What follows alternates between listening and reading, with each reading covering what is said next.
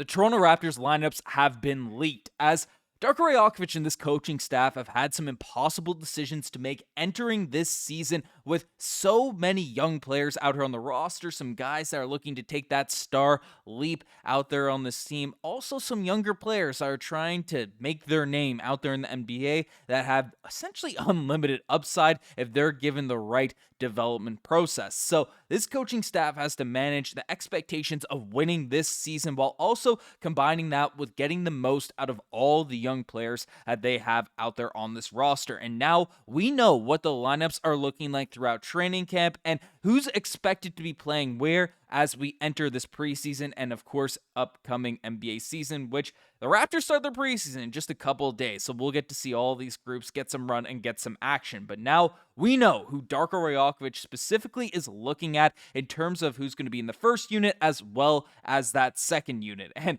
frankly, there's some decisions that are going to have some people fired up. So without further ado, we can specifically take a look at it because if there's pictures from training camp, you can see who's training and what scrimmages, and these lineups have been revealed as the bench unit right now, as it stands from practices and the teams that are wearing gray. It is Mamoukelashvili out there at the center position, CMB Colin Murray-Boyles out there at that backup 4 spot, Ochai Agbaji out there at the backup 3, Grady Dick at the backup 2, and then Jamal Shead as the backup point guard. Now, of course, some of these names are not going to be surprising. The Shedheads out here have been uniting this entire offseason about how this guy is primed to take a leap, earn that backup point guard position against some stiff competition last year with Davion Mitchell out there on the team. Shead has been given the reins to that spot. Mamoukelashvili, of course, you could look at the lineups and say, hey, this team with, an older Shamshay there, Sar has some interesting potential, but Mamu was really brought in to be the de facto backup center coming in at that spot. But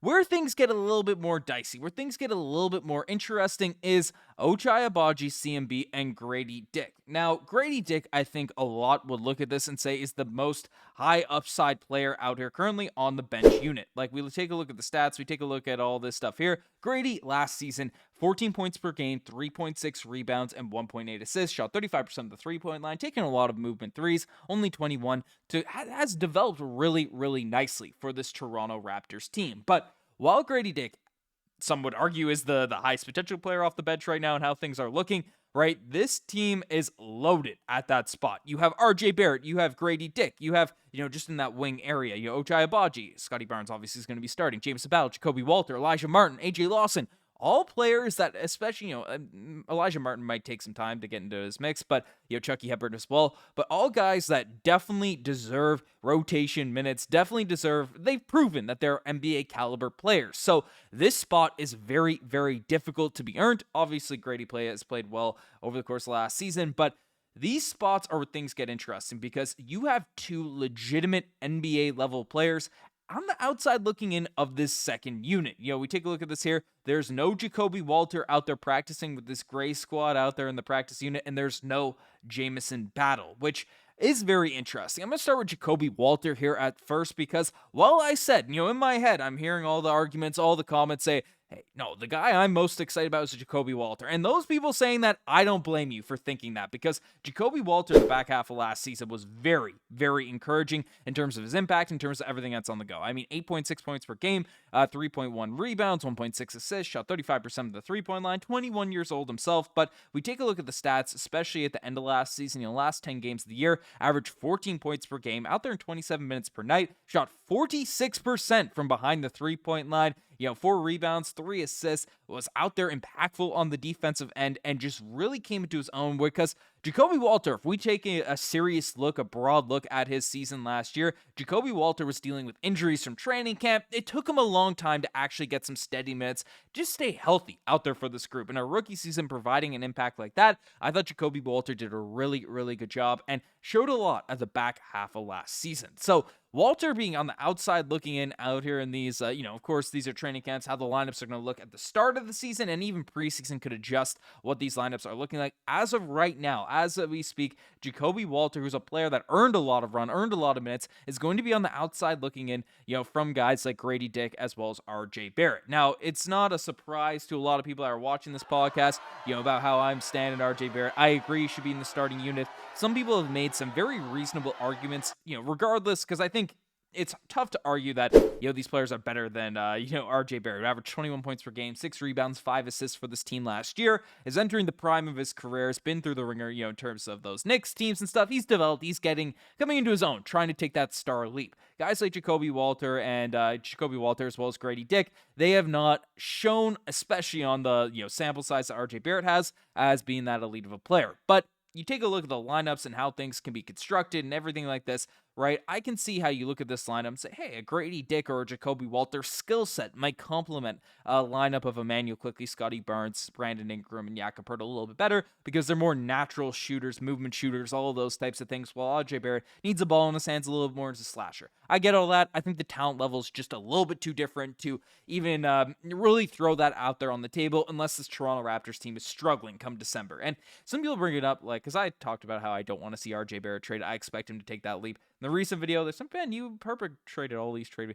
I only react to what's out there on the news, guys. I literally have started a movement about not trading RJ Barrett. It's been in every single video I've made on RJ Barrett over the past 4 months. I do not want to see this guy traded. I think he's ready to break out for this group. I'm an RJ Barrett stan. He's my favorite player out there on this roster right now, him and Jamal Shead. So that's my biases. That's where I'm leaning. I believe in RJ Barrett there now at this point. But Grady Dick, Jacoby Walter, that is going to be something to really monitor. And even a guy like Ochai Agbaji and Jamison Battle. And of course, all 4 of those guys off the bench, they can be the 2 and 3 spot. If you have elite defenders, you have some, long wiry guys. If people are playing and executing on the defensive end, that stuff should be figured out, and you could probably play any combination of those types of guys. And Darko Rajaković had some quotes on this as well, saying that, and I think the NBA is changing as well. I think there's going to be more and more teams are going to be picking up full court. They're going to be playing more defensively. We saw 2 really good defensive teams going to the NBA Finals, and for that, you also need depth on your roster. Guys that are going to be able to do that.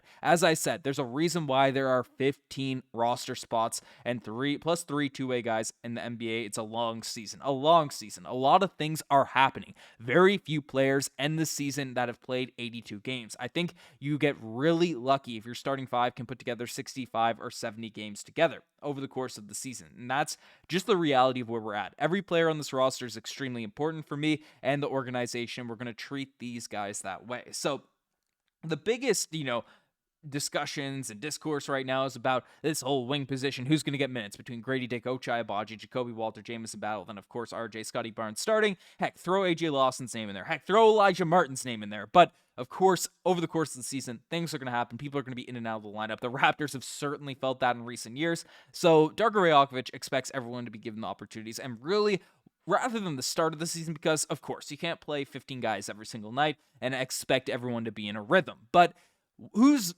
starting and coming off the bench and who's getting minutes come March, assuming the team is healthy, is going to be way more important than who is, come the end of October. So that's what we're looking at here right now. But the other position that is very, very interesting is CMB. Now, I've gotten some feedback because this is a similar graph I've been using for the last little while, with CMB being ahead of Jonathan Mobo out there at that power forward position. I think David Roddy's going to make his name trying to get a roster spot out there on this group. But right now, CMB, as we see in this list, is out there playing with the second unit over a guy like Jonathan Mobo, who of course was the 30th overall pick in the second round, 30th overall pick in the NBA draft and in the second round of the draft last year. And he's a player that showed some potential last season. I flashed his stats a little bit, pressing the wrong buttons for Jacoby Walter, but he is a very, very effective playmaking big man, 6 points per game, 5 rebounds, 2 assists. 44% from the field, shot 24% from the three-point line. The jumper definitely does need work, but 23 years old, 6'9", a very versatile defender with speed, athleticism, and a very, very strong basketball IQ. Sometimes